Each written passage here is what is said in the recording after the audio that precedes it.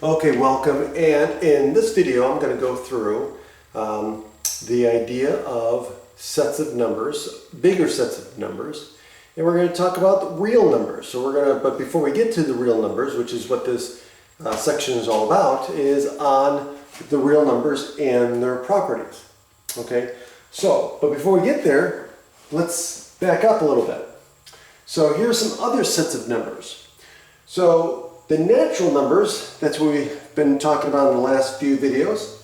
The natural numbers, boldface n, is represented by this set of numbers, the counting numbers, as you recall. But now there are other sets of numbers. So what if I take the natural numbers and I add 0 to the mix? Well, then I have what are called whole numbers. So whole numbers are basically the natural numbers plus 0. Okay? And then if we expand it a little farther, expand it farther and include the opposite values of the natural numbers. So if we take all the natural numbers and take the opposite sign, make them all negative, and add them to the whole numbers, then we get a larger set of numbers called integers. Okay? In fact, in some textbooks, I chose I, but in most textbooks, they use either a boldface Z or I believe J. Okay, but I'm not sure. J might be for rational numbers, but I'm not sure. But I know Z is used for integers. But again, I just use boldface I just to make it easier for you guys. Okay. So now we're up to integers, right? So far we've seen that the natural numbers are a subset of the whole numbers. Whole numbers is a subset of the integers. Now, at this point, let's look at rational numbers. Well, rational numbers are fractions. Okay, any number that can be written as a fraction is a rational number. So that's what it is. It's the set of all p divided by q, such that p and q are both integers, except q is not equal to 0, cannot be equal to 0, cannot have denominator equal to 0. Okay, then that set would represent all rational numbers. Okay, so the rational numbers would also include integers, because all integers can be written as a fraction. You just put them over 1, right? So that means the integers is a subset of the rational numbers. Now, what are irrational numbers? Well, irrational numbers are numbers that cannot be written as a fraction.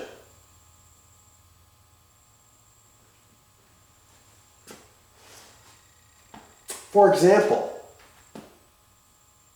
the square root of 3, the square root of 2, pi, the number e, right?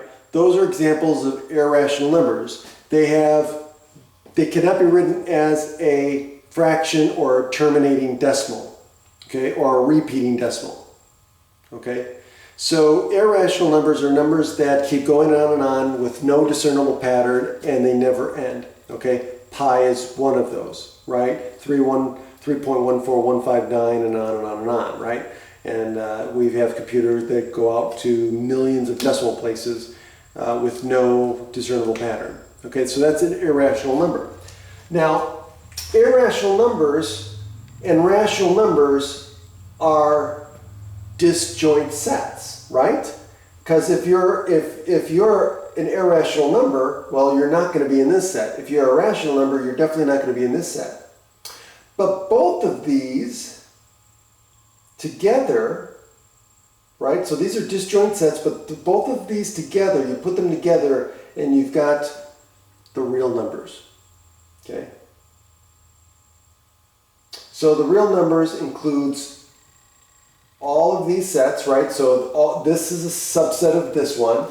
This is a subset of the integers, and the integers is a subset of rational. So the rational numbers include these three. So the rational numbers, then you take the irrational numbers and you take the union of those two sets, because they're disjoint, you get the real numbers. And so what are the real numbers? The real numbers are all of the numbers that can be represented as a point on a number line. So what's the number line?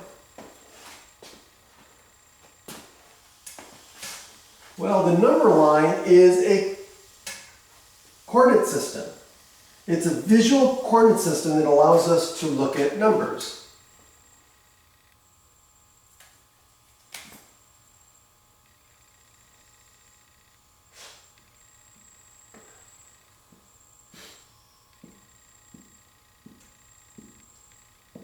The arrows to the right and left tell us that it goes on for infinity. So this is an infinite set. The real numbers are infinite, right?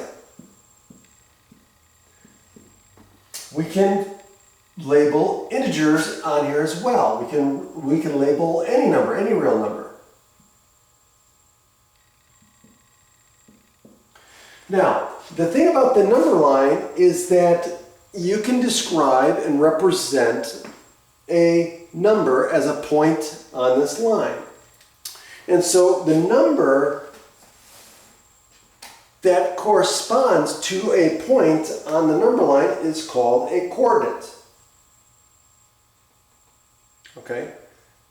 Now this correspondence is what makes up this coordinate system.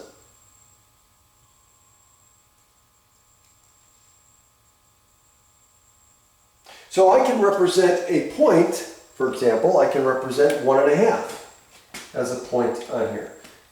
Let's do this. Oh, let me do this. Let's do 1.5, 3,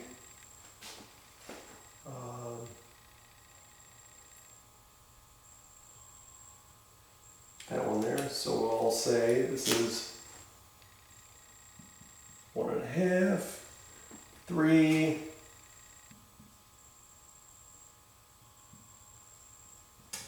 right, I can write it as a decimal if I want. Okay, so each one of those is a coordinate on the number line. Okay.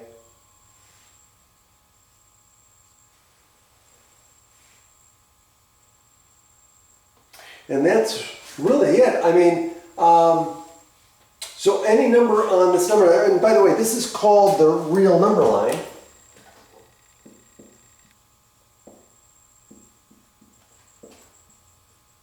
And all points are distinct, right? So once you label a point on there, it's distinct from any and all other points on the number line.